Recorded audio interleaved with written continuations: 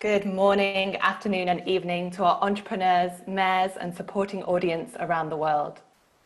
On behalf of C40 Cities and our sponsors VELUX Group, a very warm welcome to you all to the second edition of the Women4Climate Tech Challenge. I'm Charlotte Breen, C40's Head of Green Economy and Innovation, and it's my pleasure to be your host for this virtual event today. The Women4Climate Tech Challenge is an international competition open to women pioneering innovative solutions to the climate crisis in cities across the world. And it's a joint initiative. The startups of today may well be major employers in our cities of tomorrow. And if we want a green recovery, supporting our environmental entrepreneurs becomes increasingly important. We may not be in the Grand City Hall of Paris where this conference previously took place, but I hope you're all at least sitting comfortably, because we have an equally fantastic lineup for you today. The entrepreneurs on the line will know this second edition of the Tech Challenge commenced with a call for applications launched in October last year to source solutions being pioneered by women to help combat climate change. More than 100 applications were received. Then early in March 2020, an expert jury panel comprising city officials, business pioneers, urban, climate and innovation experts analysed and selected the 10 entries with the highest scores. Today we have our 10 inspiring female finalists with us. They've all boldly designed a technology to support swift climate action, and each has the opportunity to pitch their product or service to you today. This year the competition was run in tandem with 4 C40 cities: Lisbon, Los Angeles, Stockholm and Tel Aviv-Yafo. Our jury panel today is comprised of representatives from each of these city governments, and they will have the pleasure of announcing the winners. The prize for the winning projects combines the opportunity to be piloted in one of these C40 host cities, and they will gain financial and practical support from C40 and our partners. $50,000 to be precise will be split amongst the winning projects and used to support their experimental phase in each city. Before we start the pitching process, I would like to introduce C40 Cities Executive Director Mark Watts for a welcome address, and in turn to introduce the first 5 guests. Though in true startup style, Mark was the founding director of C40, growing the organisation from the very beginning in 2005 to almost 250 staff today, supporting 96 city governments around the world with his unwavering dedication to combat climate change. Mark, the floor is yours. Thank you very much, Charlotte, and delighted also to be with all of you today. This is going to be very exciting. For those of you who don't already know C40 and our work, we're a network of now mayors of 96 of the world's greatest cities, currently led by the mayor of Los Angeles, Eric Garcetti. And the mayors in C40 come together to collaborate to take strong science-based action to stop climate breakdown. But we're increasingly not just about climate. Our focus is also to improve equity, reduce inequality while tackling climate breakdown, which is why Mayor Garcetti, alongside many other mayors, leaders from youth movements, trade unions, businesses, civil society, announced at our C40 Summit in Copenhagen last year their support for a global Green New Deal. And I'm very glad that we did that, because in the context of the current COVID pandemic, you can really see now laid bare those inequities that pervade so many of our societies that have been exacerbated by the climate crisis, and now even more so by COVID. And in many of our cities, one sees, in particular, women unequally, disproportionately badly affected by both the climate crisis and by the COVID crisis. As part of our response to COVID, Mayor of Milan, Beppe Sala, has led a mayoral task for a just and a green recovery from COVID. We don't want to go back to where we were. We want to move forward and take this in line with the principles of that global Green New Deal And you can see that in a report which I'd urge all of you to have a look at. It's called the C40 Mayor's Agenda for a Green and Just Recovery, that's published on our website. More generally, our mayors in recent days, in fact, have been focusing on calling for an end to all public investment in fossil fuels, seizing the moment to now decisively move away from investment in high carbon and fossil fuel intensive industries, just as they are investing in their cities in a low carbon future. And yesterday, 12 mayors committed to divest their city pension funds from fossil fuels. One of the main principles of the global Green New Deal that C40 is pushing is to put inclusive climate action at the centre of all the urban decision making. So correcting long-running environmental injustices for those disproportionately impacted by the climate crisis, which globally is people living in the global south generally, but the poorest communities everywhere. And as the data consistently shows, 70% of the poorest people across C40 cities are women.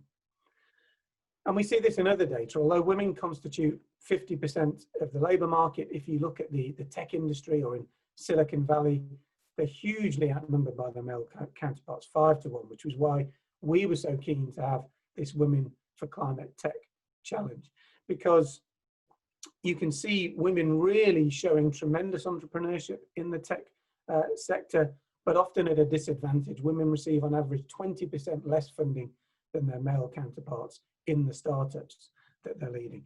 And we really see tech as an opportunity for innovative and disruptive climate action. Everyone of all genders should have access to the same opportunities to provide solutions to the global climate crisis. And so the inequalities that represent significant barriers for women to access the innovation sector is a barrier for all of us in overcoming the climate crisis, as well as representing a historical injustice that we're very happy for our mayors to be leading on dismantling, and for C40 staff to support in every way we can. So we're looking at how cities can support female entrepreneurs by establishing platforms to share knowledge, skills, resources, and networks, but also driving ambitious climate action by experimenting in original innovation, always with a measurable impact in reducing greenhouse gas emissions, just as the 10 innovations that are going to be showcased today very much do. I do want to add my thanks on top of Charlotte's, just to say we wouldn't have been able to develop this tech challenge without the support of our wonderful sponsors at the VELUX Group. And I particularly like to thank Ingrid Romer from the VELUX Group, who's joining us online from the incredible city of Copenhagen, that I am so sad not to be visiting at the moment with the regularity that I normally do. And thank you, of course, also to the mayors of Lisbon, Los Angeles, Stockholm and Tel Aviv-Yafo that will pilot the winning solutions that are going to be announced today. So without more ado, it's my great pleasure now to give the floor to one of C40's most dynamic mayors. She's also a vice chair of C40, the mayor of Stockholm, Mayor Jill Meyer. The floor is yours. Thank you so much, Mark. And dear change makers, dear fellow mayors. And as you probably are aware, Sweden is one of the most equal societies. And the city of Stockholm in particular is one of the best places for women to live and work in. But at the same time, Stockholm has since long been a global frontrunner in the field of climate mitigation and adaptation. And despite these two facts, we realize that women are by and large underrepresented in the field of climate entrepreneurs and startups. How come in such a gender equal societies as ours, is there such a difference? Why are only 1/3 of all newly enrolled students at our technical university women? And why is only a small fraction of all venture capital allocated to women-led startups?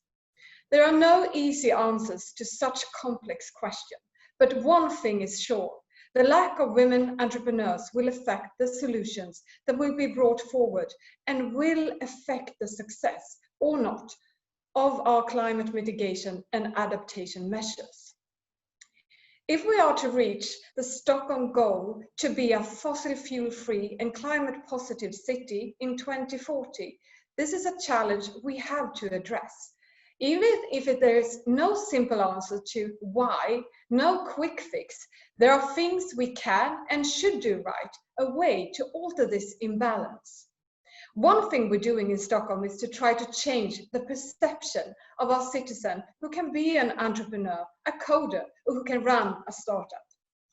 As an example, we're running a campaign together with several Stockholm-based unicorns called Stockholm, a Woman's Place, to highlight the role of female innovators.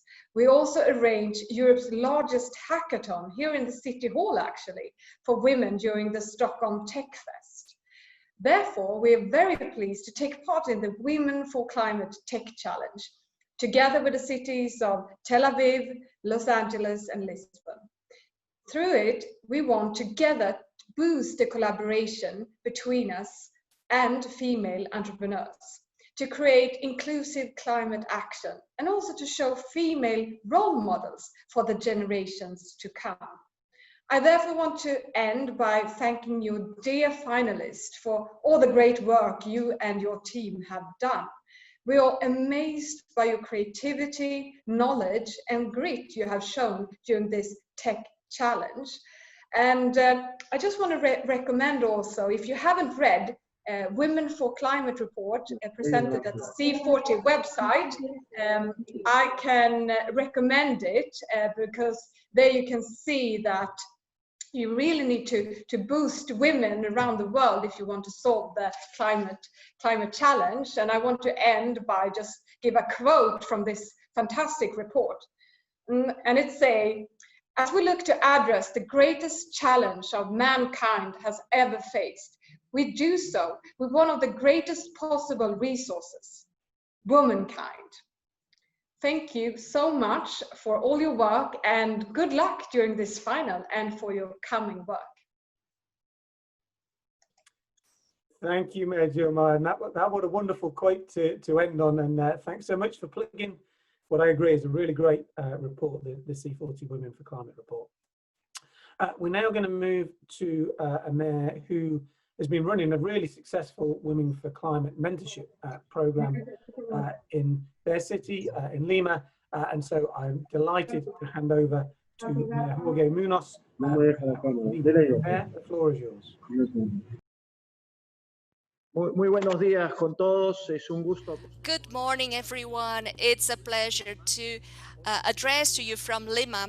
Currently, we are facing one of the biggest challenges never lived before in our history, which is the pandemics we are living due to COVID-19 that put in evidence a series of fractures and intensified inequalities in our societies. In this context, we can see from very close the emergency of climate crisis and socioeconomic and environmental issues that our cities have to face.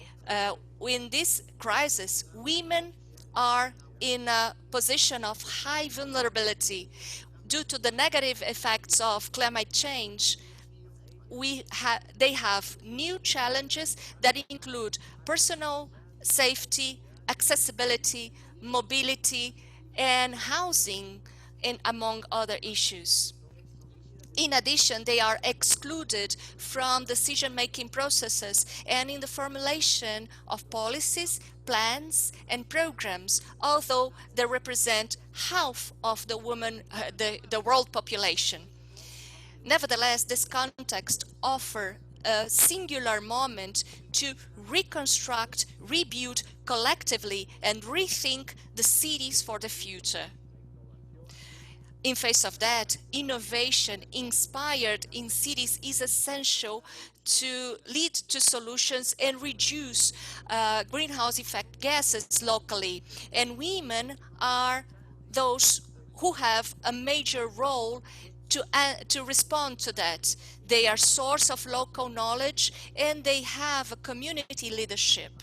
In Lima, climate action with gender inclusion is key to ensure transition to a sustainable and fair society for all. Therefore, it's necessary that women provide their perspective and experiences in the process and in all decision-making processes that they take part in ideation, conception, experimenting, and implementation of novelty solutions, and also include their participation in science and research. Women cannot be out of these areas.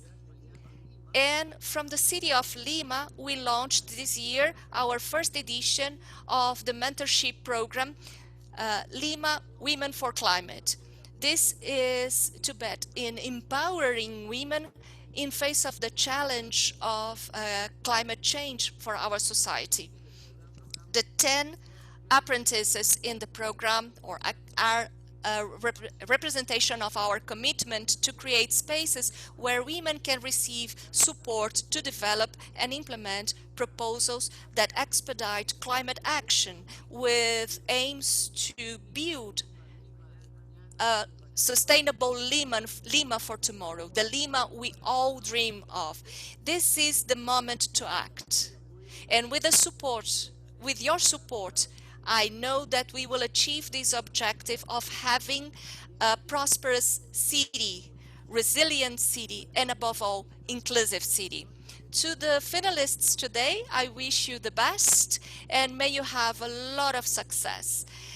My congratulations to reach to this position. Thank you very much. Thank you so much, Mayor. And it's really inspiring hearing what you're doing in Lima. I know though that the mentorship program has been very, very successful. We're now going to move to the other side of the world and a message from the Mayor of Quezon City, Mayor Joy Belmonte. Thank you to the C40 team and Executive Director Mark Watts for inviting us mayors to participate in this exciting event, which aims to celebrate the ingenuity of our young and innovative women techpreneurs towards addressing some of the world's most pressing challenges in sustainable development. As a woman mayor at the forefront of the fight against COVID-19 in the Philippines' most populated city, I am a witness to the creative talents of women in the field of technology who are determined to present solutions to manage the spread of the disease and hasten its containment.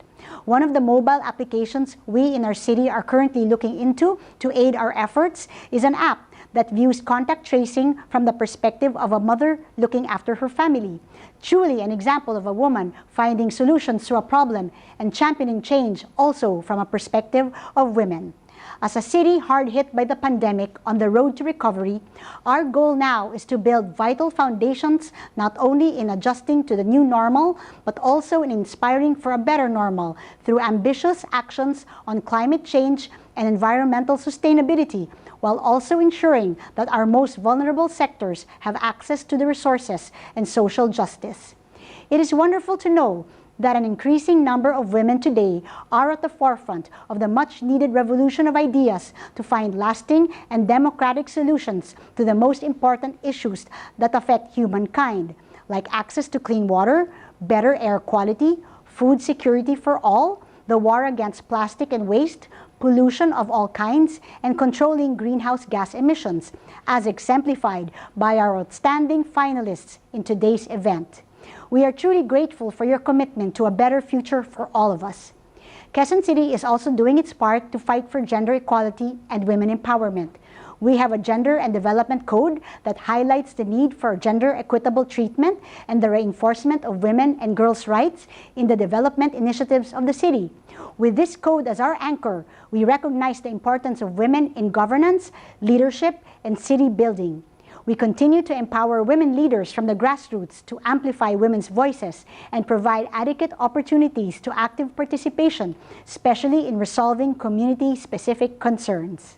Quezon City is also a signatory to the C40 Equity Pledge, as we are committed to climate justice and inclusive climate action as our priority development agenda, especially in our pursuit of a livable, green, sustainable, and resilient city.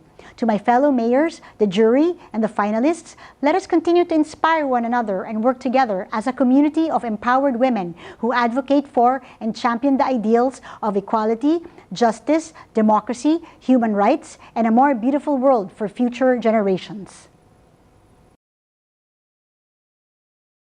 Wonderful, and thank you to Mel Balmonte. Now in proper C40 style, we're going to keep moving around the world. And now up to North America, the floor goes to Montreal, who are running now the third edition of their Women for Climate mentorship program. And we have today the Deputy Mayor of Montreal joining us, Laurence Lavigne-Lalonde. We're looking forward to hearing from you. Over to you. First of all, thank you to the C40 Cities Climate Leadership Group for inviting me to participate in this presentation session for the Women for Climate Tech Challenge. As an elected official for North American metropolis, as a citizen who cares about environmental issues, and certainly as a woman, I can assure you already that I am excited about everything that brings us here together.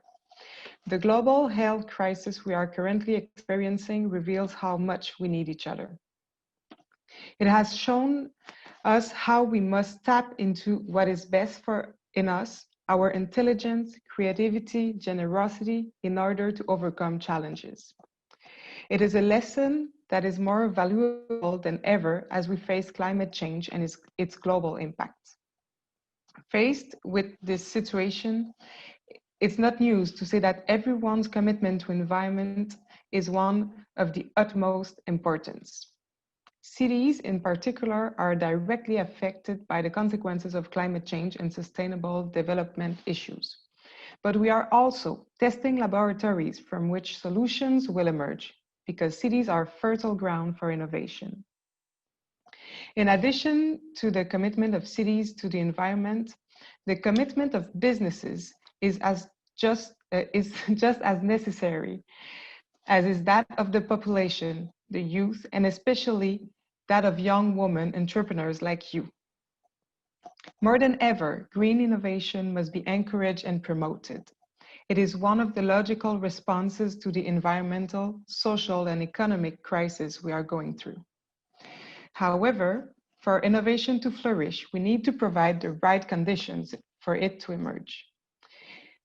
This means that in the face of unprecedented challenges facing us with climate change in mind, our methods and approaches must evolve. To do so, all talents, skills, and point of view must be able to contribute towards finding solutions. Yet, as we know, while women make up 50% of our labor market, not only they are dramatically underrepresented in technology industry, but women-led startups are struggling to secure financing. How then can we find innovative solutions to the challenges posed by climate change if we deprive ourselves of the input of those who have the skills and new approaches to address these issues? Especially given the disproportionate impact of climate change-related disaster on women. This is why I welcome the progress made by women in the entrepreneurial and technological fields. And this is also why our administration here in Montreal joined the Women for Climate Mentoring Program in 2018. Since then, we have seen more than 60 Montreal businesswomen act as leader towards a greener and more responsible economy, just as you are doing here now. To those who have been participating in the challenge for months and who are presenting their project today, I want to say that it makes me extremely proud to see you working on these promising initiatives. To create the better world we aspire to, we need your skill, your determination, and your energy to reach their full potential. Keep it up, women. Good luck to all the finalists. You all deserve to win. And thank you all for this challenge. Thank you so much. And now we move to our final introductory speaker. And I have to say, I was delighted when I saw on the agenda, it's an old friend of mine, Nancy Sutley, who's a representative of the city of Los Angeles, our chair city, a really incredible woman leader. She's chaired the White House Council on Environmental Quality under President Obama indeed was one of the chief architects of President Obama's 2013 Climate Action Plan. But equally importantly, she's been a deputy mayor for energy environment at the City of Los Angeles and is currently the Chief Sustainability Officer at the Los Angeles Department of Water and Power. Nancy, over to you. Good morning, and thank you very much. Thank you for that kind introduction, and greetings from Los Angeles. We're very excited to be here today on behalf of Mayor Eric Garcetti and the whole city of Los Angeles at this incredible C40 event. As I think about women in leading in climate, we have to be at the forefront to deal with our climate crisis, to deal with the COVID crisis, and to make sure that we are creating a just economy and a just city here in Los Angeles. There's no question that we feel the sense of urgency to address all of these crises coming at one time, and that the innovation and leadership of women here in Los Angeles and California and across the world will help make our society greener, more just, and tackle this crisis of climate.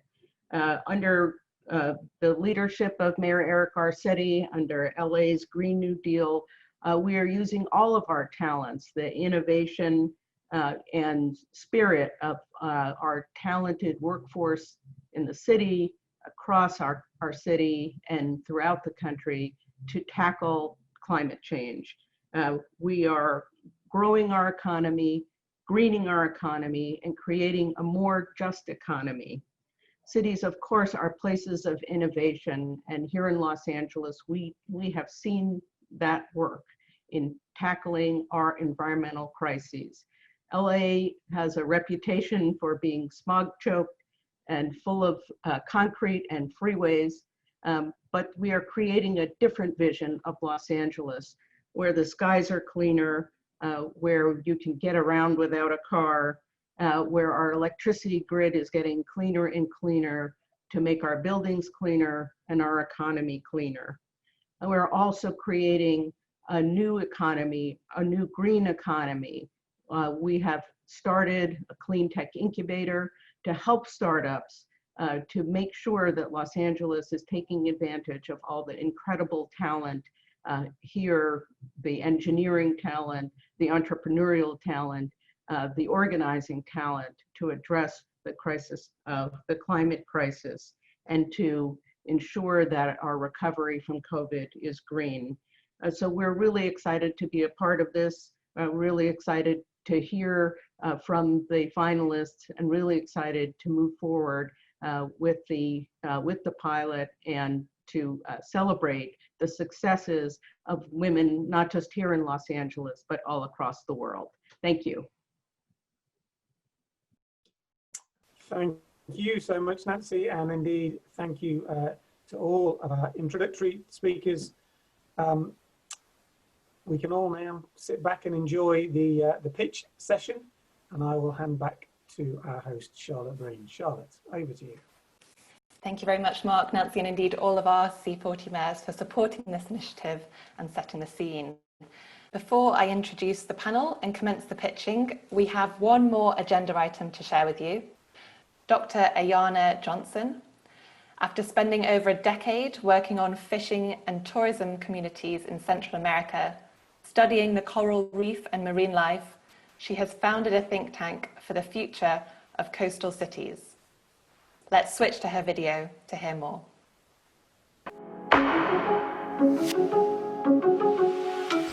I think about the future of coastal cities in particular a lot as a marine biologist and a Brooklyn native, and I don't know what they'll look like in 10 years. That depends entirely on what we do with this decade.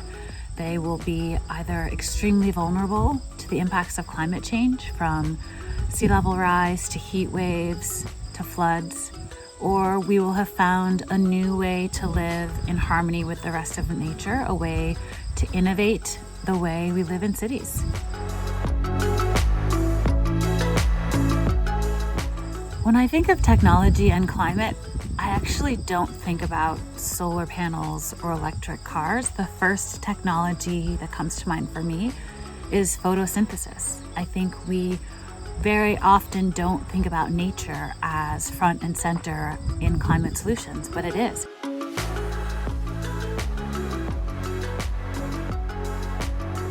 Winning. We simply can't win unless we build the biggest, strongest, smartest team where there are people from every community leading those communities towards climate solutions.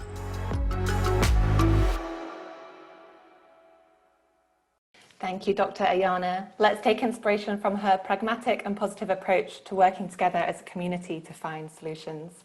And on that note, I would now like to introduce our expert jury panel, who have kindly taken time out of their very busy schedules to join us today.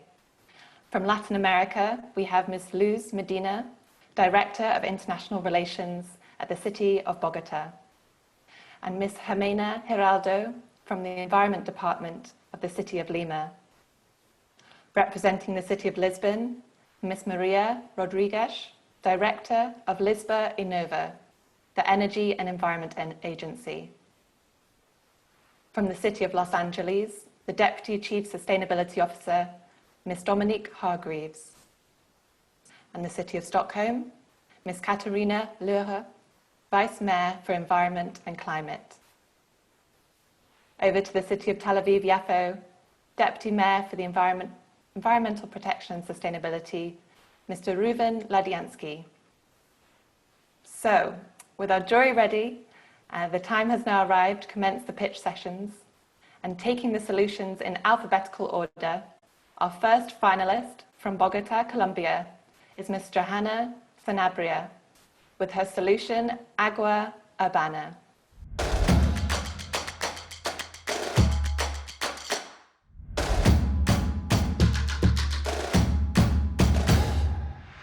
By 2070, 1 out of 3 people could be living outside of the climate niche for survival. This would trigger a massive climate migration from rural areas to big cities. Using my experience on green infrastructure for stormwater management, I created Agua Urbana Verde Biodiversa.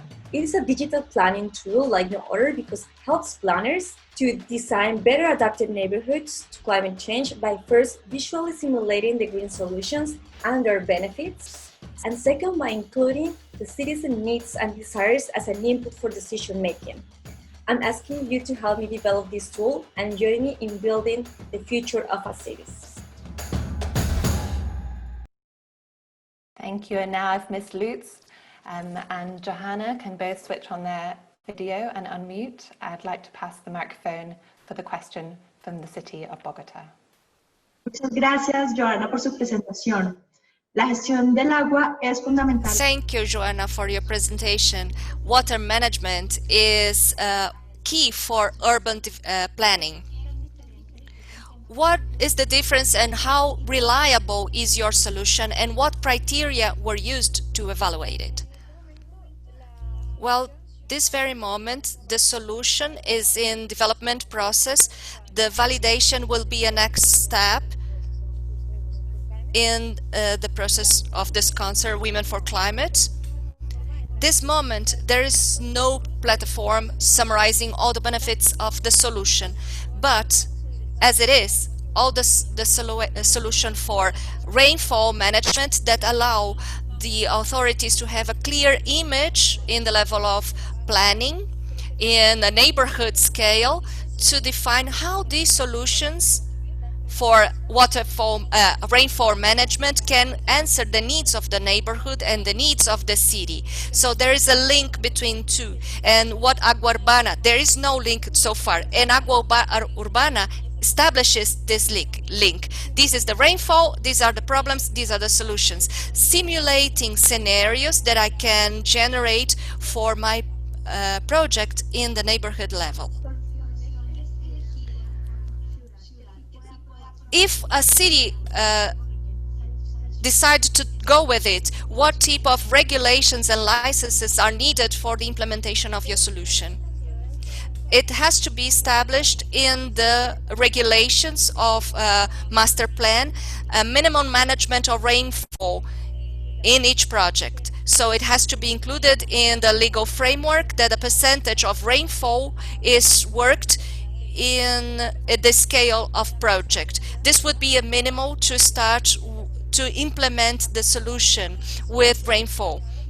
From that, the planners can start, well, I have to work with 70% of rainfall water and use it directly in the water grid for water supply, and I have to work with it with this 70% initially, and with that I can already generate different scenarios where I involve the possible solutions depending on the project. Thank you, Joanna. Thank you for the questions. Wonderful, thank you both. And yes, what an interesting green infrastructure planning tool. Now we're heading north to California, where Mei-Ling Gao and Vivian B, the founders behind Clarity Movement, will present on their technology, which has become particularly relevant to the current climate situation in North America.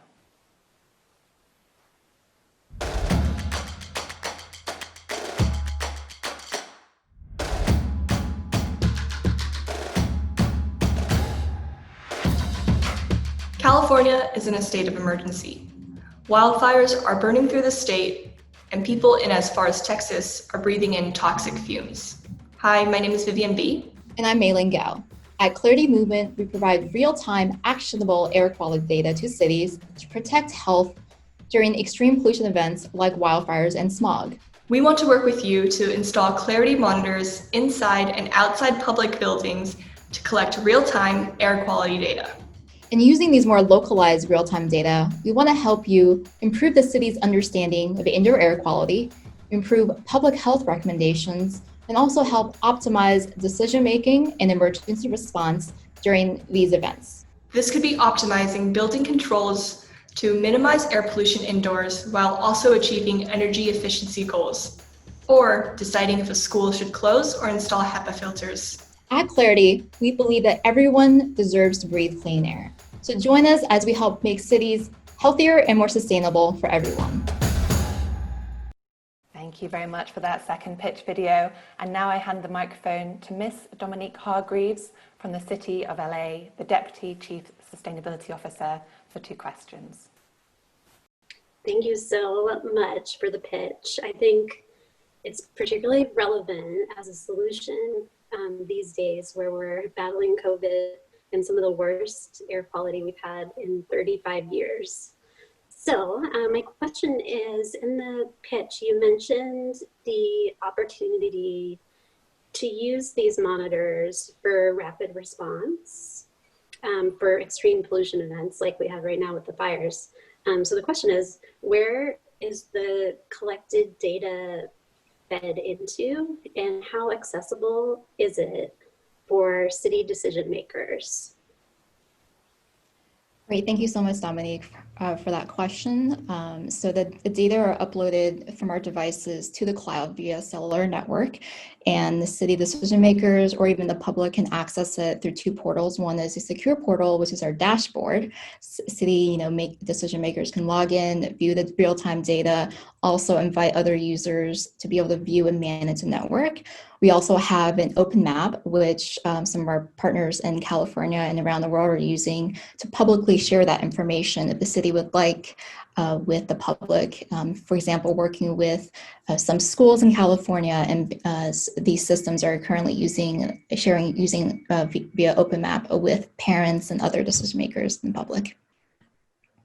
Great, and what is the sampling rate for the Clarity monitors? So that is quite variable. The default sampling rate is about 15 minutes. We can definitely increase that to more real time, around 2 to 3 minutes. So that is kind of depending on the use case. And imagine in this case, you want the information to be a bit more real time. Yeah, definitely. How about, can you explain a little about your revenue model? Is it based on like the data management, or is it the web interface? Where does that come from? So the clarity monitoring solution is, we call it sensing as a service, or really is an all-inclusive price where you get a complete air monitoring solution that includes the hardware all the way to the data management and the platforms that allow you to visualize and make sense of the data. So that's just one price per device per year, and that renews. And more importantly, that includes all the data costs. It also includes an environmental science team behind answering those questions or interpreting the data. And also, if anything happens to the device over the duration of a project, we will replace that device for free. Fantastic. Thank you. Many thanks. Thank you so much. Dominique and Mei Ling, and our thoughts are certainly with the communities being affected by the wildfires at present. Our next pitch video is from Elizabeth Ledesma and Monica Pulido from Barcelona, Spain, with Ecolocal Market.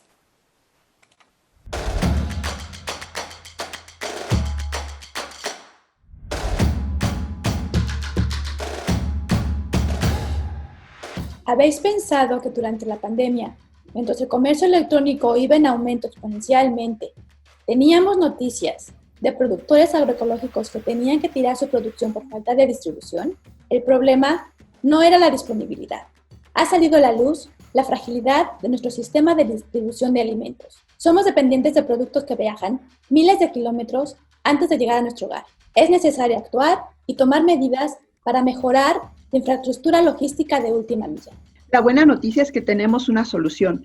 En Ecolocal Market distribuimos alimentos ecológicos apoyando a los agricultores locales, que con este proyecto podrán compartir el transporte para disminuir la huella de carbono y reducir también los vehículos circulando. Si en vuestra agenda se encuentra apoyar a los agricultores de alimentos ecológicos locales para regenerar el medio ambiente, pero sobre todo reducir las emisiones de carbono por transporte de alimentos, compartimos la misma visión de futuro. Gracias. Gracias. Many thank you to Elizabeth and Monica. You can turn on your video now, as well as Jimena Geraldo from the city of Lima, who has questions for you. Hello, congratulations to your team. This is something very important to the cities, that is food security. So my first question for you would be, who are the ideal customers for Ecolocal and how does it influence the city dynamics and its business model? The main customers would be the ecological producers, who are precisely the ones who need this support and this visibility, so they have opportunity in times of crisis, such as in the pandemics. So they have access to people, and people can have access to healthy food.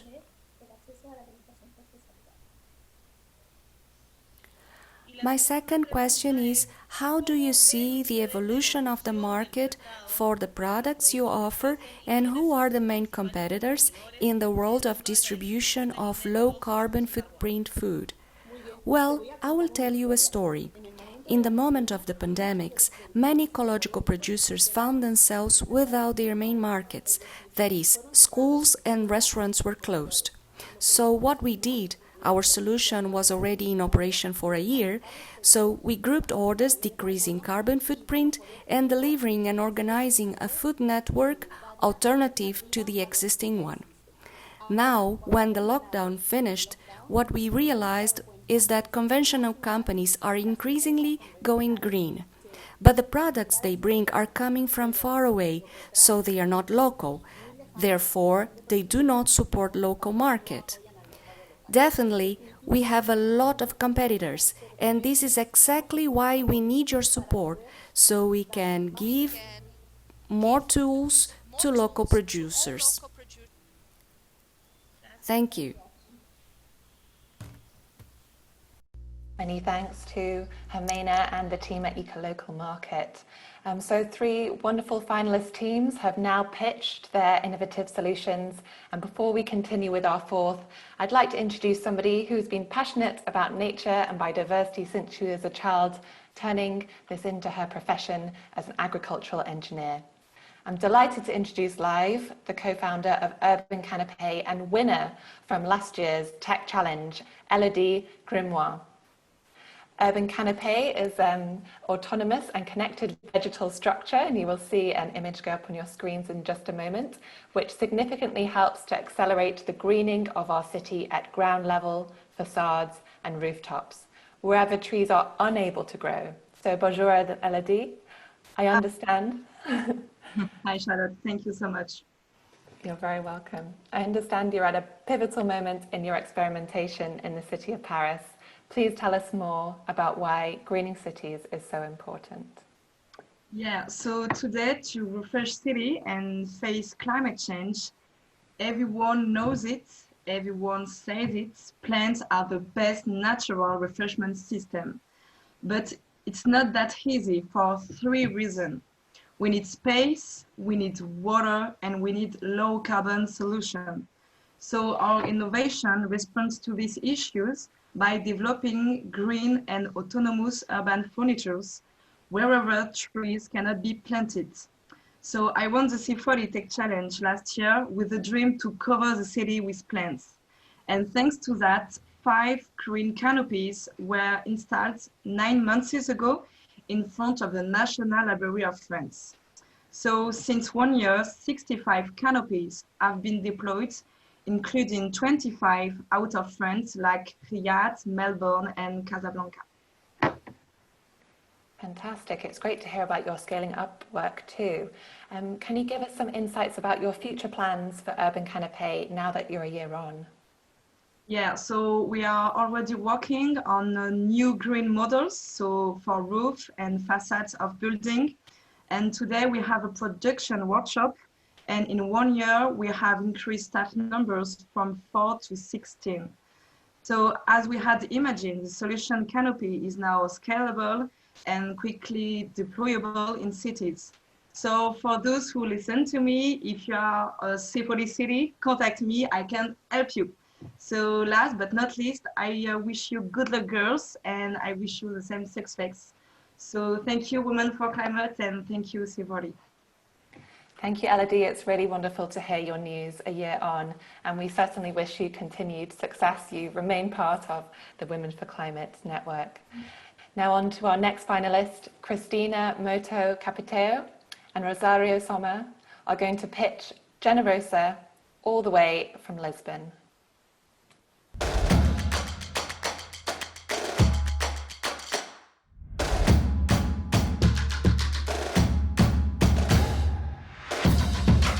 Hi, my name is Cristina. My name is Rosario. We are the full-time team of Generosa. So, we are here to present a new perspective on how plants can boost our happiness and well-being. We have an online shop to help people discover the best plants and quality accessories for the spaces they live in and help them to care for the plants.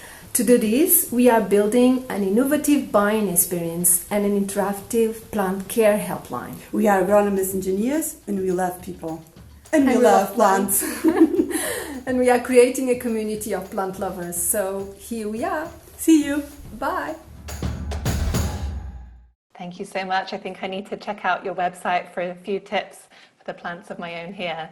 And now I'll ask to unmute Ms. Katarina Lööf from the city of Stockholm, who has questions for you. Hello, Cristina, Rosario, thank you so much for your pitch. The current pandemic has shown that well-being is boosted by contact with nature, and green elements are of vital importance for everyone living in cities. Thus, we really need more green in the cities. Generosa, however, seem to represent a business-to-consumer model. How could your platform be used by us in cities? Hi, thank you, Katrina, for your question. Well, we started with the B2B business, and with the pandemic, we have a huge growth on the B2C because people were staying home. But in the office, and now the office it's at home, and we have to have green around us. So Generosa is building this community of plant lovers because people don't know how to care and don't know how to choose. So we can we sell our plants, but we also give through our plant care helpline advice and all the tips to people to know how to care for plants. So at homes or in the offices, we are here to help and to green up our lives. Okay, perfect. I was also wondering if you know about the current status of research demonstrating the impact of plants on indoor air quality and people's well-being. Are there any studies that you know about that shows make the case for more indoor nature-based solutions? Yes, it all started with the NASA studies where they started to understand how plants could improve the air qualities in the special aircrafts. And in all the buildings, the sealed buildings at that time. These were the first ones. And there is a lot of studies that studied the air quality. And in the last years, several studies started to be made to look also to the psychological side of the impact of plants and nature in our urban lives. And that's the main trend now, because we understand that the human being has been in contact with nature for a long time, and the last years that changed, and now people are more and more looking to get this connection. So for us, we started with this program with the individual, person and plants, because it's a start point to all the community to create the new relationship between themselves and the nature. Wonderful, thank you. Many thanks indeed, Vice Mayor and the team at Generosa. Now swiftly moving on back to the USA to hear from Doris Sung and Karen Sabbath, who are pitching Invert in their video for self-shading windows.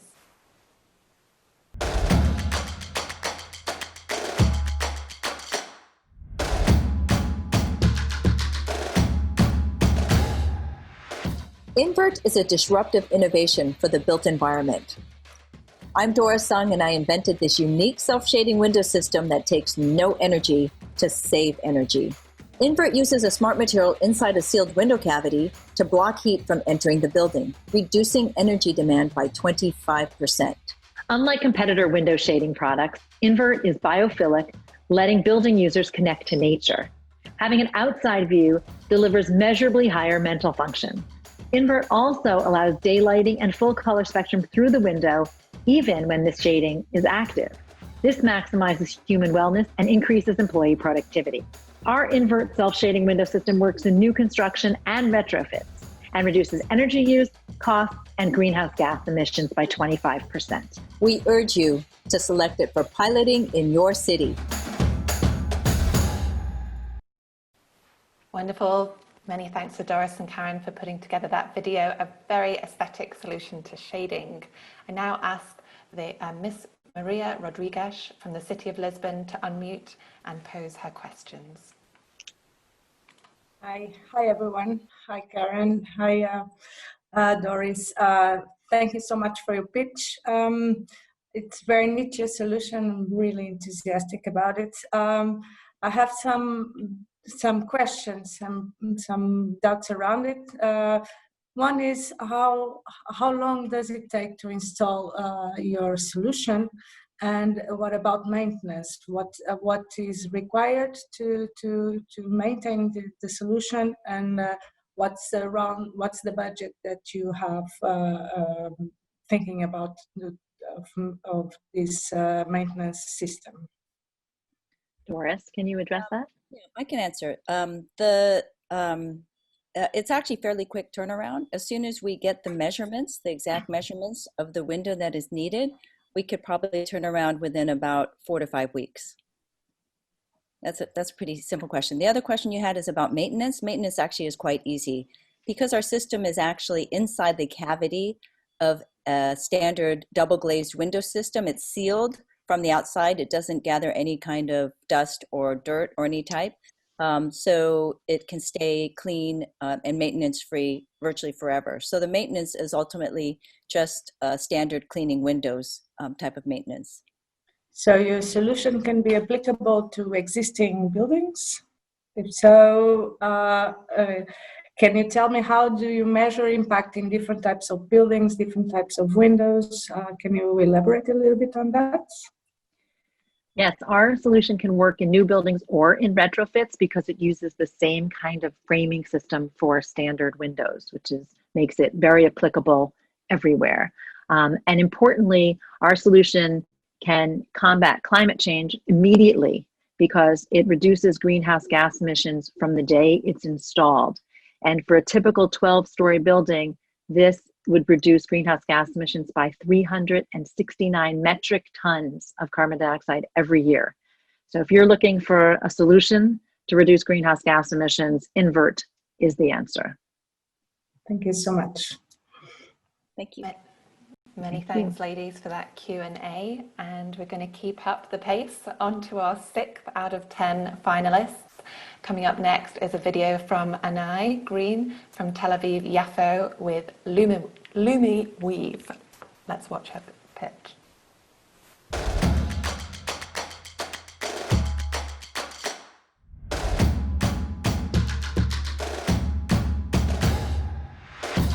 Hi, I'm Anai Green, a product designer from Tel Aviv. Urban skies are barely visible with light pollution in metro areas. What if we could cool our street by day and ecologically light our street by night? LumiWeave, an advanced textile that enables soft shading by day while offering solar power illumination by night, optimizing outdoor lighting and reducing light pollution. LumiWeave is an off-the-grid product, enabling a range of outdoor shading and lighting applications with minimal infrastructure. LumiWeave climatizes and lights streets and spaces, beating the heat and returning to stellar city skies. Brilliant, thank you for that. And now I ask to unmute Deputy Mayor Ladiansky from Tel Aviv-Yafo. The floor is yours. Hi everyone, thank you Charlotte. Anai, thank you for your pitch. As far as I understand, this outdoor fabric is still in the development stage. Have you already conducted any studies into the expected lifetime of the panels? And if yes, can you tell us more about it? Thank you for the question. The solar panels are OPV, it's organic photovoltaic panels, and they are already in use and installed in many situations, even used by the American Army. And it's a new product, so it hasn't been used for such a long time. It's really a new development of the last 5 years, but it's already in use. And we are collaborating with a big factories. It's a factory of OPV called, just a minute, I forgot it. Armor Group. They are a very big German company. And I think it's quite sustainable and durable, but we don't have such a long experience in use. Okay, thank you. Another question.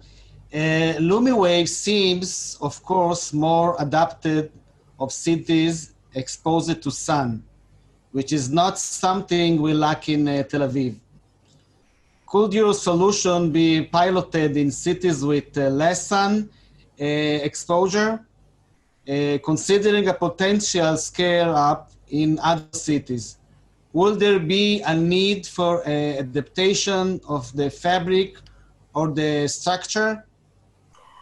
Yeah, we already make some calculations, and we know that if we increase the area of the OPV, they're still absorbing some energy even in cloudy days. And we have to, in cities that have lots of cloudy days, to use larger batteries to store more energy. And we calculate that it can be used without sun about 5 to 1 week. But in addition, we want to put some wind wave, a small wind wave on top of the structure. So in winter, the cloudy days, we can use the wind energy. Okay, thank you. Good luck. Thank you. Many thanks, Anai and Deputy Mayor. Plenty of ideas to think about now from our first 6 pitches. We're moving swiftly on to our 7th finalist, Lorena Gordillo Dagalier from Cambridge, UK, with Open Senesa, a citizen engagement initiative. Let's start her video so she can explain further.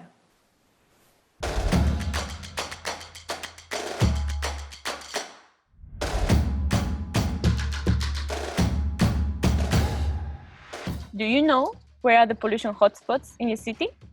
To how much people moving around the city are actually exposed to? What if we let people take ownership of the pollution problem and not only give you the answers to these questions, but become an active part of the solution? This is what we do with Open Seneca. We equip freight operators and volunteering citizens with a low-cost mobile air quality sensor to complement your current monitoring network. As they move, they map the city with a level of detail that is unachievable by a stationary sensor. We can generate maps that highlight hotspots of pollution to inform data-driven decision-making. But more than that, we run workshops for community engagement, and we let people understand their personal exposure to pollution, so we can raise awareness and drive behavior change. Let Open Seneca be the bridge between you and your citizens to build healthier and greener streets. Many thanks, Lorena. It's really fantastic to see the community engagement element of your initiative too. And next I ask the Vice Mayor of Stockholm, Ms. Katarina Löhr, to unmute and pose your questions. Thank you for your presentation, Lorena. Our city is much focused on improving air quality and ensuring the health and well-being of our citizens. My question addresses the Open Seneca's go-to-market strategies, and if your solution could be commercially viable in the future, or do you see Open Seneca developing towards a non-profit model? Thanks for your question. So for now, we are an initiative, part of the university, and we are still developing our business plan. But we do see the revenue models being on an educational kit together with the sensor and educational components that could be used in schools and other communities. But also the data access, we want to make the data open so we can raise awareness, but there's of detail that could be as well commercialized. But we want to follow the non-profit route because we would like to have a bigger impact on everyone and make sure that everyone around the world, even the cities that don't have access to air quality data, can have access to it. Okay, thank you. You already answered part of my second question, but your pitch mentioned that Open Seneca aims to drive behavioral change. And this is very important for us and a challenge in Stockholm. So can the data collected through participatory science help the citizens to further understand and get inside of the municipal long-term strategies of reducing air quality? And how does this innovation increase the interaction between the city and its citizens? Yes, it can. So we run workshops where people can get engaged in assembling the sensors. And we find that already, people understanding the technology and not only carrying a black box already helps raising awareness and becoming more aware and more involved. But also when people carry the sensor, they can see their own personal exposure to pollution. And we've had volunteers changing the route they go to work, for example, to avoid the hotspots of the city. And we get people also to go a step further and actually take action and get interested in the hotspots and try to think of solutions. So we do find that people getting engaged change behavior. And what we want to do as well is to canalize those ideas that are coming up from giving power to the people to then help decision makers to replicate the solutions that work at the city level. Fantastic. Thank you so much. Welcome. Thanks. Many thanks indeed, ladies. It's great to hear even more detail about this growing initiative. And now we'll hear from Yael Arbel in Tel Aviv-Yafo, whose video is going to pitch Retake. Let's take a look.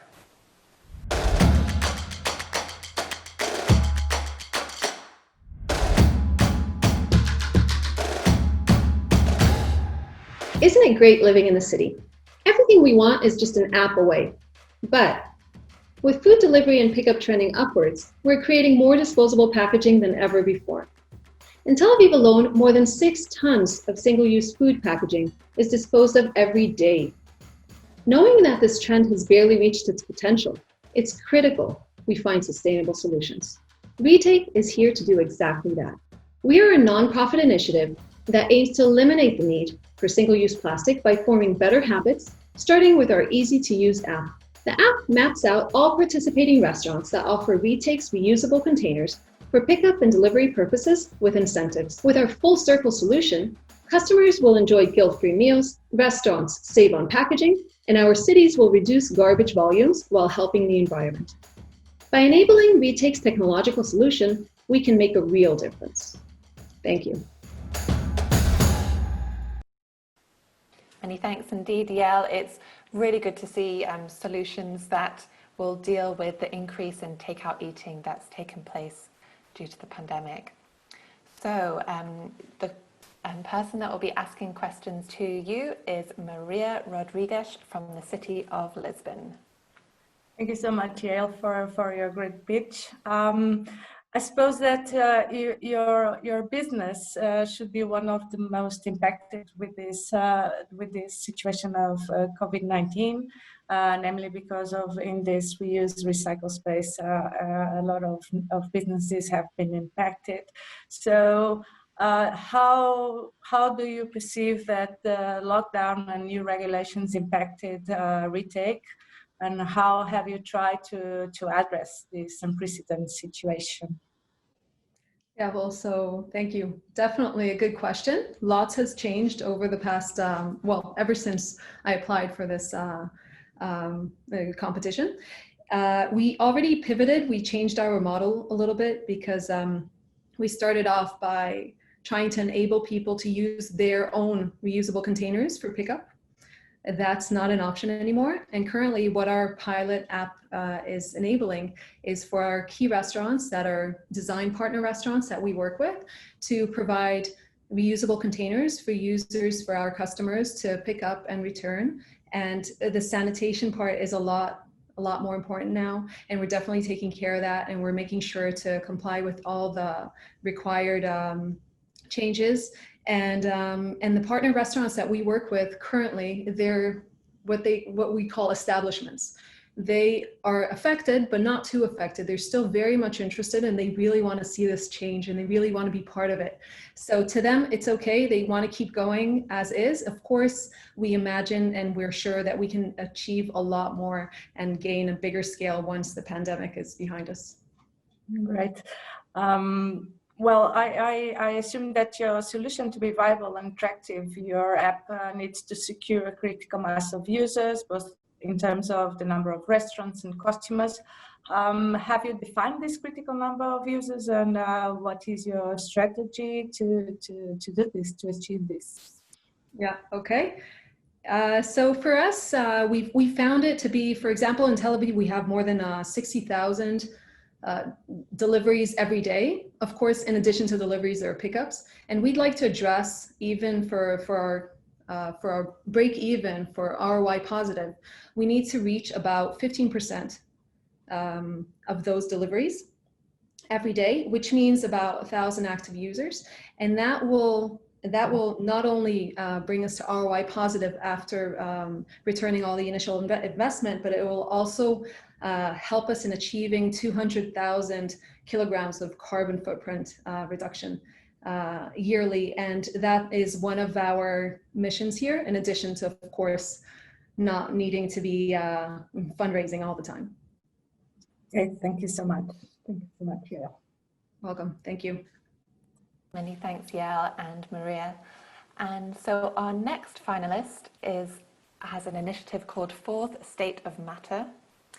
The lady is called Marquidia Pacheco from Mexico City. And I'd like you to cast your minds back to your science classes at school and the different states of matter describing atoms. They come as liquid, solid, gas, and there is a fourth one. If you're struggling to remember what that is, wait and hear this scientist. She's been developing it as a way to help clean up air pollution. Now on to her video.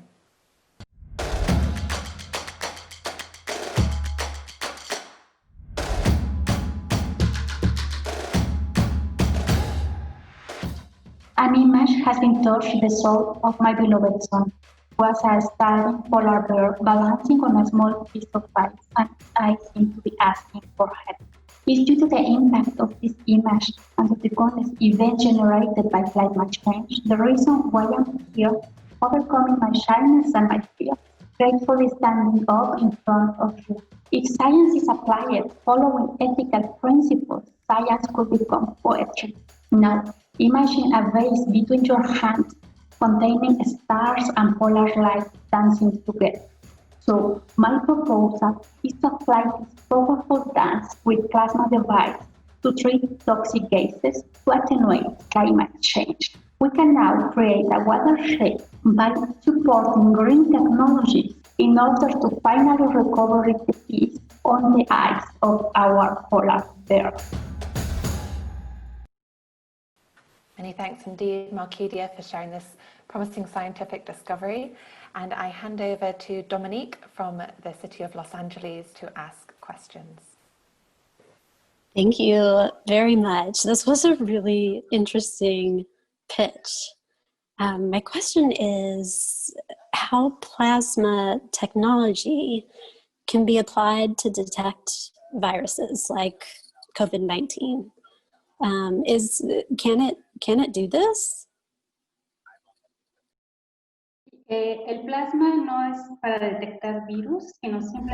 Plasma is not to detect virus, sino to treat virus in the air. Plasma generate chemical ejections that can kill virus and bacteria, in addition to treat greenhouse effect gases and acid rainfall. Great, thank you for the clarification.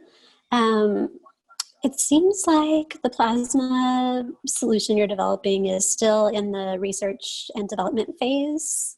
Do you have strong competition, or are you one of the first developing this type of solution?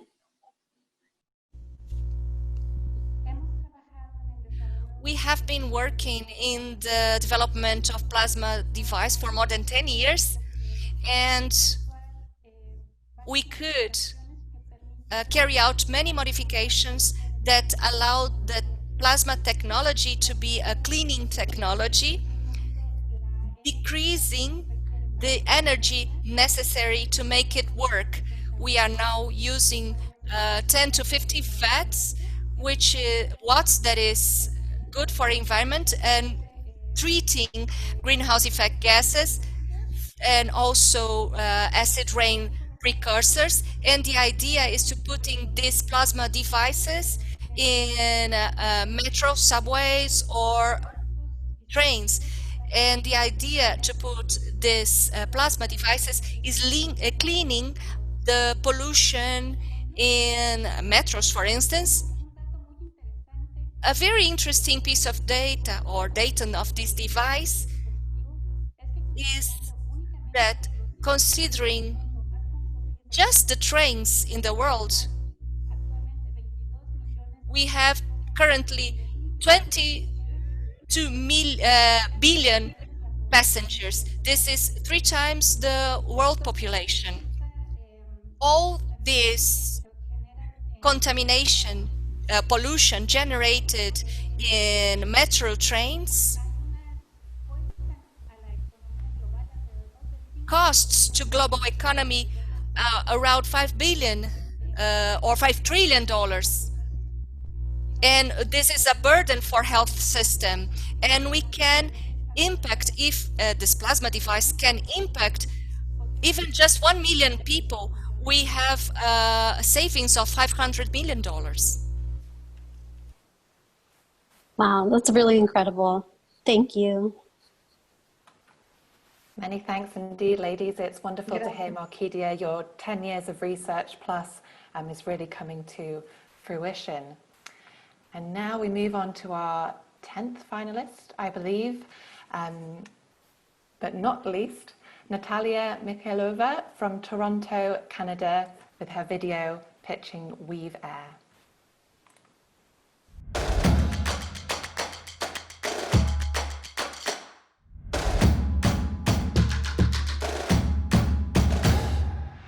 Before COVID changed our world, nobody gave much thought about the importance of ventilation.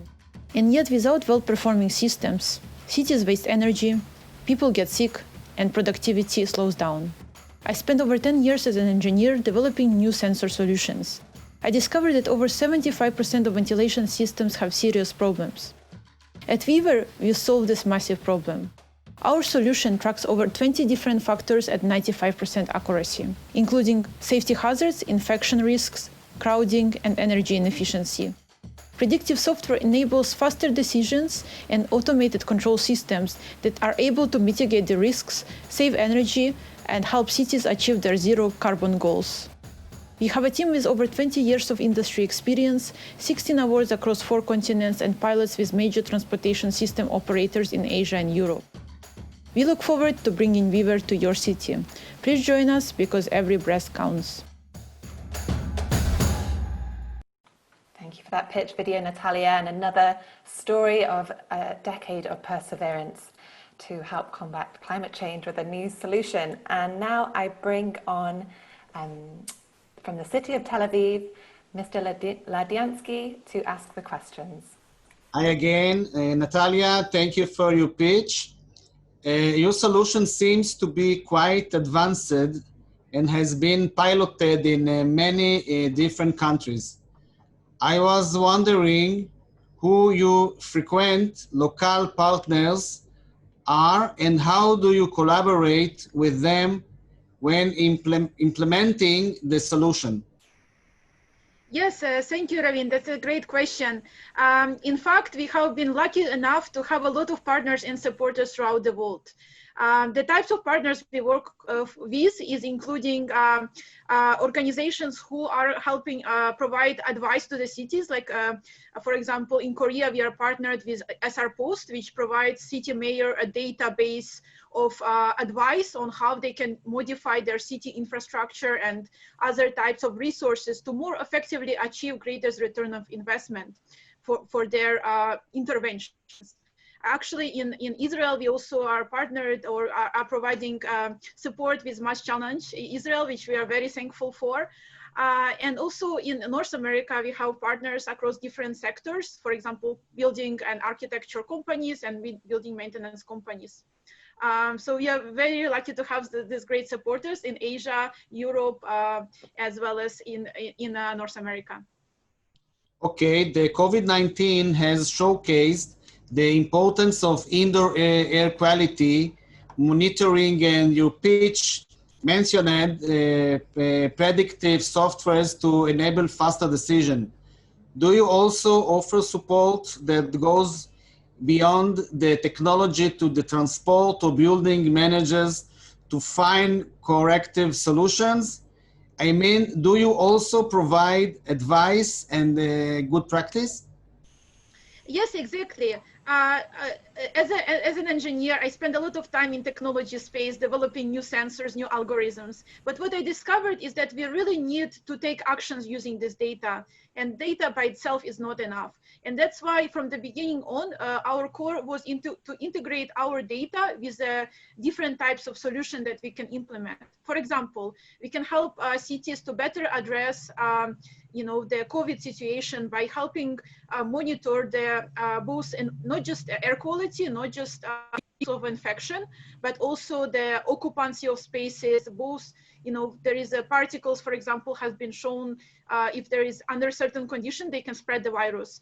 And so what we do is we integrate this data, real-time data information across the, for example, public spaces like public buildings, transportation systems, or infrastructure, with maintenance solutions that are data-driven, with the filtration solutions. We can test the effectiveness of different types of filtration systems very effectively. We are actually working with one of the biggest suppliers of the ventilation filtration solution in the world, who is installing their system everywhere, to be able to show them how well their system is working actually.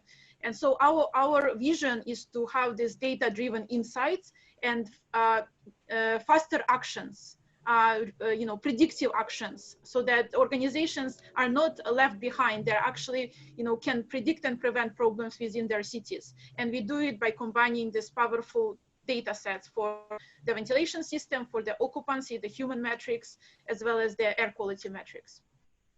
Okay, thank you, Natalia, and good luck. Thank you, Ravin, appreciate it. Thank you very much. Many thanks, Natalia and Reuven. And that concludes our pitching session. I think everyone would agree it's been extremely informative, and thank you also to our listeners who, with their warm words of support on the chat group. Each of the 10 finalists has clearly achieved so much already, taking a personal risk and dedicating a huge amount of their time and energy to these new ventures, all with the pursuit to a cleaner city and solutions to climate change to benefit everyone today and for generations to come. Now, the Women4Climate Tech Challenge is one way to help drive and attract more women from the ideation, conception stage through to experimentation and implementation. And this array of pitches has clearly demonstrated that today.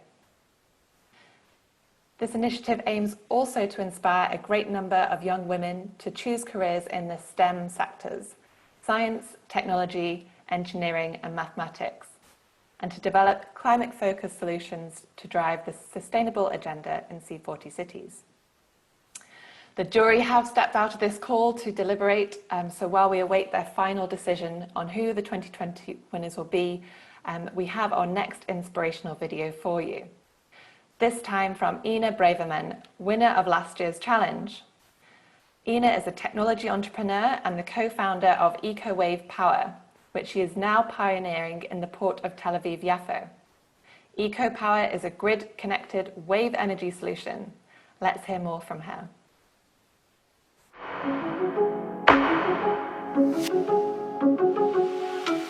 According to the World Energy Council, wave energy can produce twice the amount of electricity that the world produces now. Can you imagine the immense impact of having all your energy produced from a clean energy source?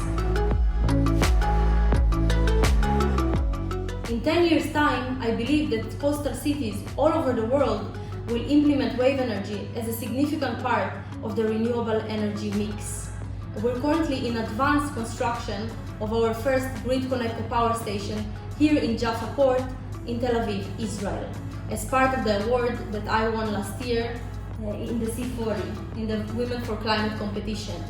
I would like to wish all women and all participants in this year's climate challenge good luck and keep following your dreams, because passion is the greatest renewable energy source. What a great line to end on there. Passion certainly is a renewable energy source. And so, yes, many thanks, Ina. I had the opportunity to go and see your pilot project, and it looks fantastic. So in order to provide the time for our judges to meet and deliberate, I would like to remind you that C40 has developed the Tech Challenge within the broader framework of the Women4Climate programme, designed to support and advance the next generation of women leaders and ensure their full participation in climate action. Although increasing gender parity at the decision-making level within governments is an important first step, it's also crucial to note that women leadership and participation in climate action extends beyond politics. All the built environment sectors, urban planning, architecture, housing, energy and transport, are impacted by climate change.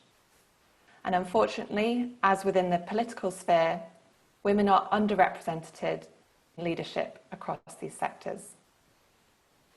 And if policies or projects throughout our industries are implemented without women's meaningful participation, research shows this can lead to increasing inequalities and decreasing effectiveness.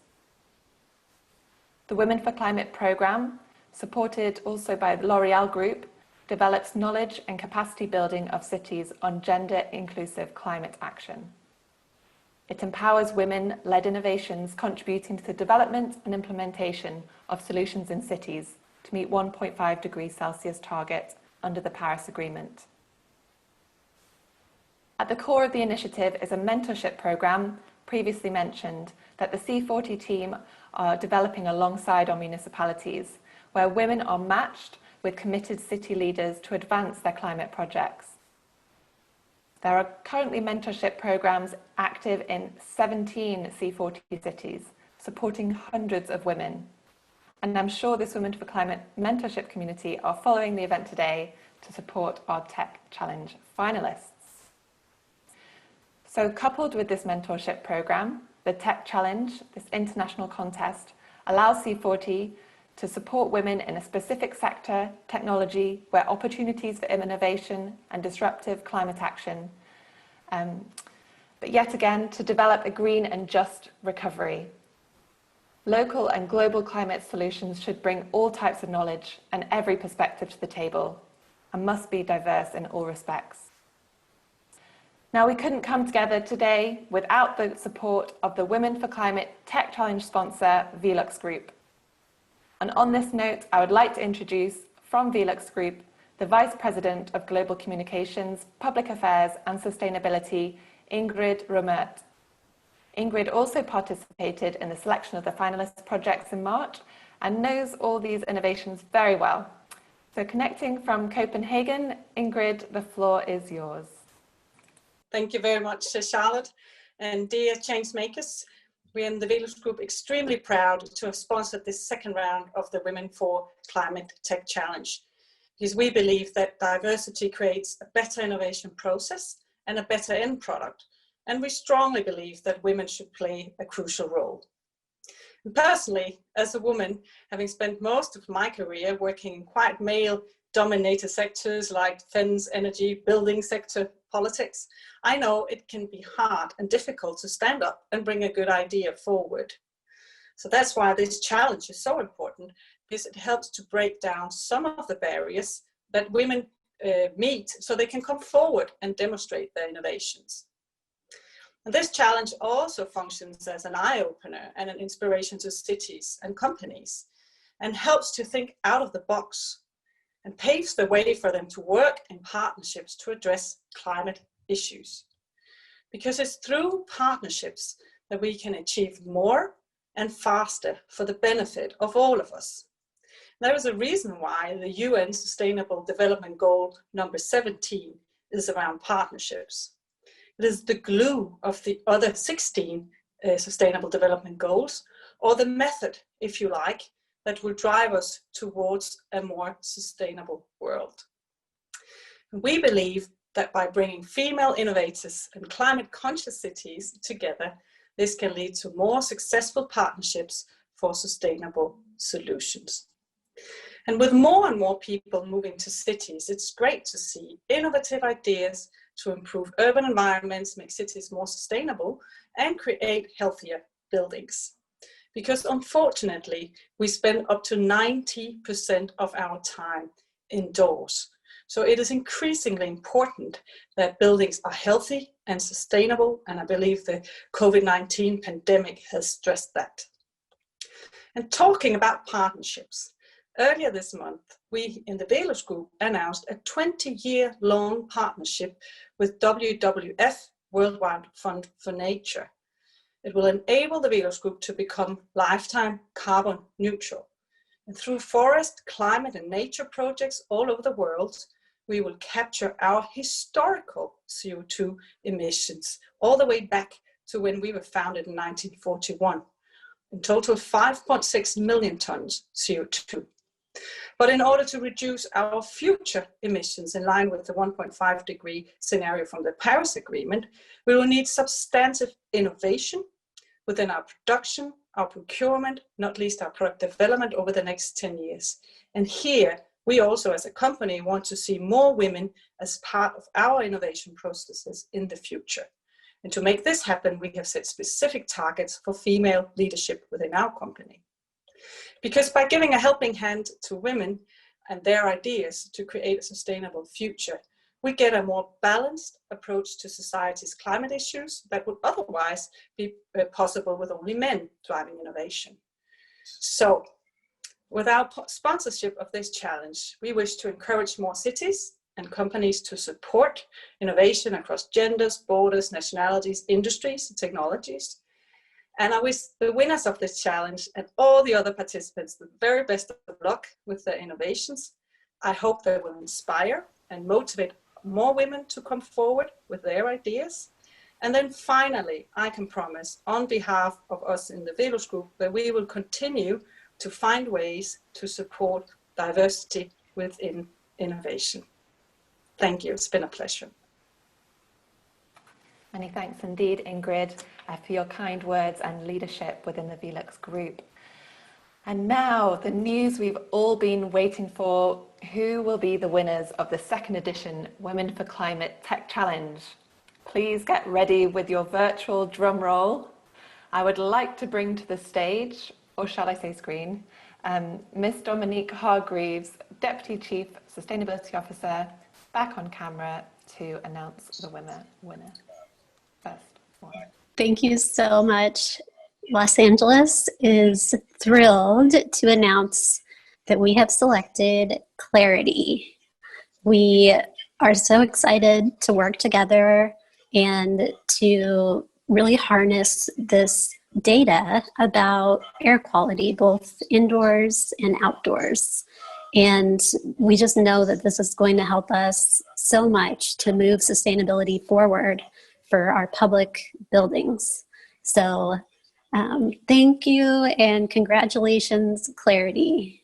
Thank you so much, Dominique, and the rest of the Women in Climate and C40 team are really excited, myself and Vivian and the rest of the Clarity team, to work with you guys on this pilot. So really looking forward to it. Congratulations, ladies. There's certainly not been a more pertinent time for the expansion of air quality testing. I would now like to bring on screen Mr. Hruyven Ladiansky, Deputy Mayor for Environment and Sustainability of Tel Aviv-Yafo, to announce the second winner. Dear contesters, honored guests, good evening all.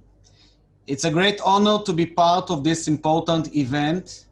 Most of the global attention is now directed to the COVID-19 crisis, which has a great effect on our life and change completely our routine. But without the coronavirus, one thing is certain. The climate crisis is here to stay, and we must be prepared for it. Climate change poses the greatest threat to human rights in the 21st century, and we in Tel Aviv-Yafo municipality committed to take concrete actions and prepare for the climate crisis. Last month, we published a detailed climate action plan to cope with the threat of climate change, including the launch of a series of significant new municipal initiatives, and the plan was developed within the framework of our membership in the C40. We committed to adopting a program for adapting to climate change, including preparing for rising temperatures and changes to rainfall trends and quantities. One of our greatest challenges is cooling the city, which is getting warmer, and we must address it. Therefore, I am especially honored to declare our winner at the Women4Climate Tech Challenge, Anai Green Lumiwave. We have great expectation from the LumiWave project, and we believe that Tel Aviv municipality could benefit greatly from this project. As I mentioned before, cooling the city is our main task in the upcoming years, and we need all the help we can get. Innovation such as LumiWave is making us one step closer to meeting our goals. I want to thank to Yael Arbel for participating in the final, and to all the incredible participants that took part in the Women4Climate Tech Challenge.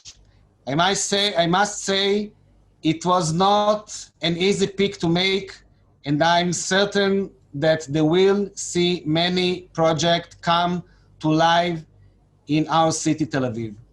Thank you all, and good evening. Yeah, I'm thrilled to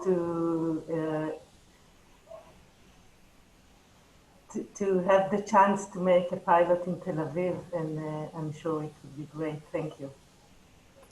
You're so welcome, and your beautiful designs are very well deserved. So next up on screen is unusually not one but two city officials who by chance have both selected the same finalists to pilot their solution in their city, in Lisbon and Stockholm. So Maria Rodrigues, Director of Lisbon's Environment Energy Agency, Innova, and Katarina Löhe, Vice Mayor for Environment and Climate in Stockholm, we welcome you back on video to announce this third winner. Katarina, do you want to go Should first? I start? Yes. So, dear entrepreneurs, dear audience, I think we were both very impressed by all the solutions you have presented, answering a real tangible challenge that we as cities face. And at least I would have loved to see several of your solutions piloted in the city of Stockholm, but unfortunately, I have to choose only one. So at least we have been scrutinized the proposals and have been looking at the fit between your solutions, our existing work here in Stockholm, our climate ambitions, and how we can support you in the pilot phase. And we have made our decision. So I don't know, Maria, do you want to continue? Yes, I think the solution that we selected as winner very much aligns with what you said. It aligns very well with the city policy to know to better act, to know to better measure, and the solution really aligns also with the city vision to have a very active participatory society and citizenship working and contributing to the overall knowledge of the city, so that at the end of the day we can have healthier and better cities. So if you want, we can do it together. Okay. So the Women4Climate Tech Challenge winner that will get the opportunity to pilot their solution is Open Seneca by Lorena Jordo Zagalier. Congratulations, Lorena, for your double Congratulations. And it will be so interesting to see your innovations in Stockholm and in Lisbon, I believe. And to compare, I would say, to compare the results. It will be really interesting to work together with you all. It will be really enthusiastic. Thank you. Thank you. Thank you so much. Wow, I don't think I was expecting this. I would like to say that I'm really excited to be here and to have had the opportunity also to work with all the other finalists. Like, all the projects are impressive, and the best of luck to all of you. It's been a really nice journey with the C40 and Women4Climate team in preparation to this event. So thank you to all the team. And I'm really looking forward to pilot our project in your cities and to have the chance to work closely with you and to give those tools to the citizens and see how much they can do to actually take part of the solution to this. And I would also like to thank our team, my team, the Open Seneca team, and all the partners we've been working with and our mentors. So it's all possible thanks to them and their passionate effort they put into this. So thank you to all of you. Thank you. Thank you.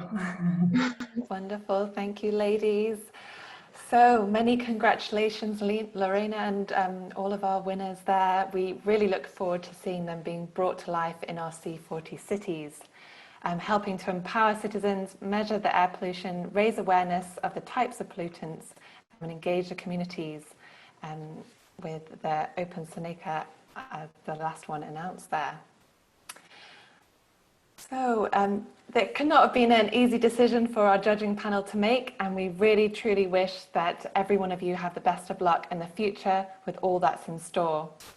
Indeed, to all of the 100 applications to this competition, you are all now part of the Women4Climate global community of female eco-warriors. And before we leave you, you all know that under normal circumstances, this final pitch session event would have been held live, and it would have been hosted kindly by the City of Lisbon, an active member of C40 Cities and the 2020 European Green Capital. Due to the pandemic, the event, of course, has had to go virtual for the first time, but the Mayor of Lisbon, Fernando Medina, wanted to share a message with you all, with all the Women4Climate participants and Tech Challenge finalists, and I can't think of a better speaker for the closing remarks. So here is the Mayor Medina's video message. Dear friends, it is with great pleasure that I welcome you all to this ceremony. Unfortunately, we could not receive you in Lisbon, but I'm glad that we went forward with this event. We are facing challenging times with climate and, more recently, an economic and health crisis in our hands. I want to express my deepest solidarity with the C40 Chair, Mayor Garcetti, and the City of Los Angeles, which are currently feeling firsthand the devastating effects of climate change. The current pandemic we are facing is yet another of the many reasons why the climate emergency requires our undivided attention and why we are tirelessly working to implement solutions for a greener, healthier and fair future. We can no longer turn our heads and ignore the problem. The climate emergency is literally on our doorsteps. We know our contribution can only go so far, but together we stand a fighting chance. Now, more than ever, we need to join forces, work together and promote a development model that allows us both an economic and sustainable recovery with a green and equitable growth. Fostering startups and entrepreneurs is key for Lisbon's development strategy. And fighting inequalities, mainly those based on gender, is even more decisive. With this vision in mind, we joined Women4Climate program to support women to become the next generation of leaders on climate action and sustainable environment. The program has provided us a multitude of amazing projects, organized and backed by highly skilled and purpose-driven entrepreneurs. We are very happy with the outcome. Congratulations to all the Women4Climate participants in the mentor programs around the world. We look forward to see your solutions at work. And congratulations to all the Tech Challenge Women entrepreneurs in this year's editions. Hope to see you all in the near future in Lisbon. Thank you to Mayor Medina of Lisbon for those important words. And again, congratulations to our wonderful finalists and winners today. I'd also like to take this opportunity on behalf of C40 Cities, Women4Climate and VELUX Group to thank all of our speakers and city officials who've taken their time to contribute to this event. Your continued support helps to make it a success. A virtual round of applause also goes to my colleagues Simone, Marta, and of course Sylvia, and the wider events team, who I know have worked so hard behind the scenes over the last year to bring you this event today. And finally, to all of our viewers, I understand there have been well over 100 on the line today. Thank you for your virtual support and words of cheerleading to the participants. It really helps create our platform for the Women4Climate leaders. We wish you all the very best through these unprecedented times. Take care, and that's all for now. Goodbye.